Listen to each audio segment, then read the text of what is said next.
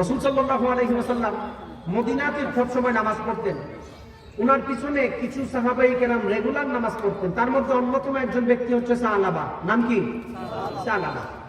আসার পরে বলে, ইয়া রাসূলুল্লাহ, আপনি দোয়া করেন আমার জন্য, আমি ছোট ব্যবসায়ী, আল্লাহ যদি আমাকে ধন সম্পদ দেয় তাহলে আমি আল্লাহর রাস্তায় যাকাত দিব। আপনি দেখবেন কিছু মানুষ আছে ওয়াদা করে, আল্লাহ ধন সম্পদ দিলে আমি যাকাত দিব। এমন আছে না নাই?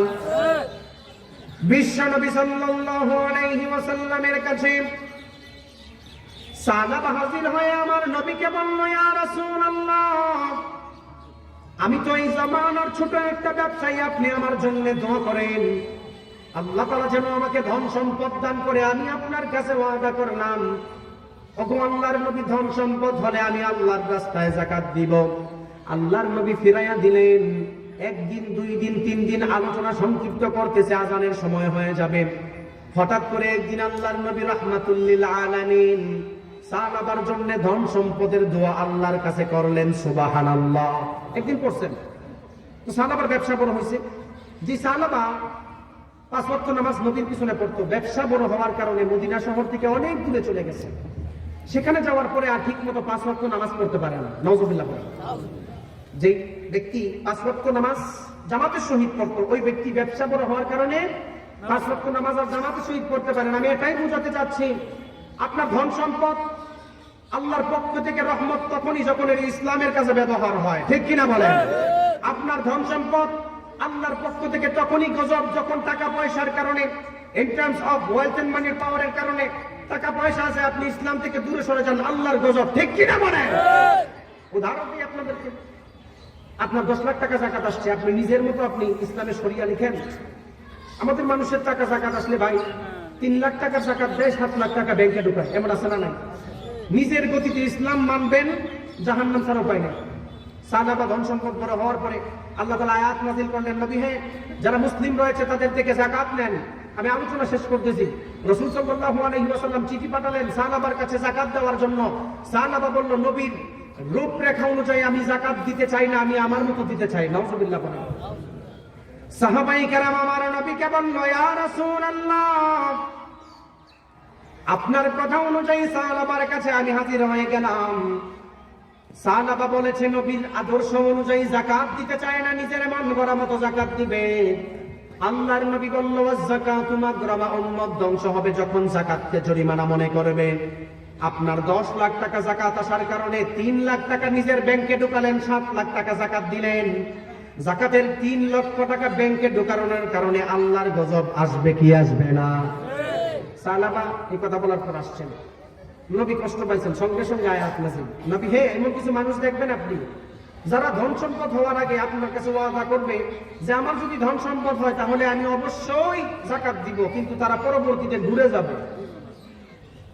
আয়াত নাযিল হয়েছে। ঘটনাক্রমে সাহাবার একজন আত্মীয় ছিল সেই বৈঠকের মধ্যে। সে রাতের বেলায় সাহাবার কাছে গেছে, সাহাবা, নবীর দুয়ার কারণে তুমি ধন সম্পদ তোমার বাড়ছে, 5 ওয়াক্ত নামাজও ঠিক মতো পড়ো না। আপনি জানলে অবাক হবেন, ব্যবসা বড় করার কারণে আগে যে 5 ওয়াক্ত নামাজ পড়তো এটা ছাড়ছে, জুমার নামাজও ছাড়ছে। নাউজুবিল্লাহ বলেন।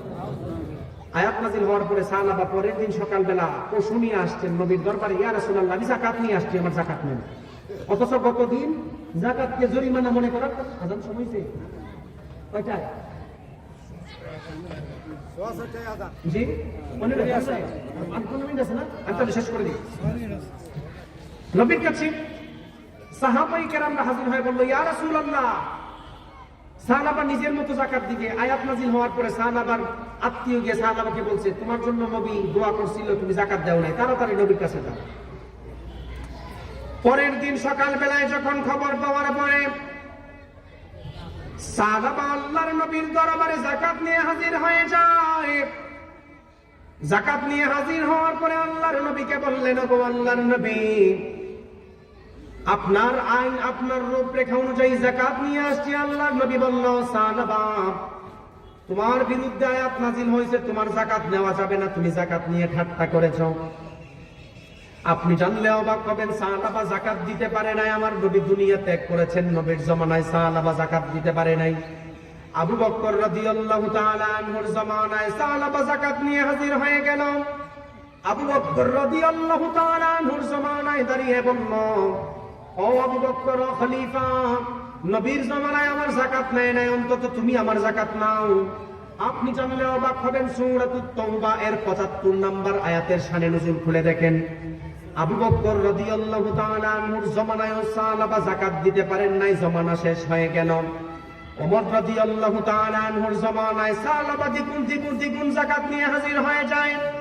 দ্বিগুণ যাকাত নিয়ে হাজির হওয়ার পরে ওমরকে বললেন যে ওমর, নবীর জমানায় যাকাত দিতে পারি নাই, আবু বকরের জমানায় যাকাত দিতে পারি নাই, দয়া করে আমি সাহাবার যাকাত নিয়ে আমাকে একটু খালাস করে দাও, আল্লাহর কাঠগড়া থেকে আমি মুক্তি চাই।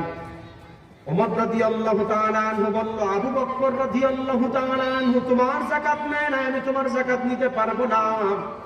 বিশেষ করে বিশ্বনবী সাল্লাল্লাহু আলাইহি ওয়াসাল্লাম জিন্দা অবস্থায় তোমার যাকাত নেয় না, আমি যাকাত নিতে পারবো না। আপনি তাফসীর খুলে দেখেন, ওমরের জমানায়ও সাহাবা যাকাত দিতে পারে নাই। ওসমান রাদিয়াল্লাহু তাআলা আনহুর জমানায় সাহাবা হাজির হয়ে গেল। ওসমান রাদিয়াল্লাহু তাআলা আনহুর জমানায় হাজির হওয়ার পরে সাহাবা দাবি করলো, ওসমান, ওমর এবং আবু বকরের জমানায় যাকাত দিতে পারি নাই, দয়া করে আমার যাকাত নাও, আমাকে হালকা করো। ওসমান রাদিয়াল্লাহু তাআলা আনহু তার যাকাত নেন নাই। ঘটনাক্রমে ওসমান রাদিয়াল্লাহু তাআলা আনহুর জমানায় ওই সাহাবা যাকাত না দিয়ে মুনাফিক হয়ে মারা গিয়েছেন, যাকাত না দিয়ে। এখন চিন্তা করেন, 10 লাখ টাকা যাকাত আসলে আপনি যে 3 লাখ টাকা যাকাতে সারি দেন আর 7 লাখ টাকা নিজের ব্যাংকে রাখেন, আপনি বলেন তো দেখি, আল্লাহ যে 1450 বছর আগে আয়াত নাজিল করছেন, এই আয়াতের বিধান এখনো আছে না নাই? আমার মনে হয় গাজীপুর কাপাসিয়াতে এটা নাই, সারা পৃথিবীতে। আপনি যাকাতকে জরিমানা মনে করবেন, যাকাত নিয়ে ভণ্ডামি করবেন, যেই পরিমাণ টাকা যাকাত আসছে ওই পরিমাণ টাকা না দিয়ে ব্যাংকে ঢুকাবেন, আপনিও মুনাফিকের কাতার নাম লেখাবেন, ঠিক কিনা বলেন? আমাদের যাকাত ব্যবস্থা উন্নত করার দরকার।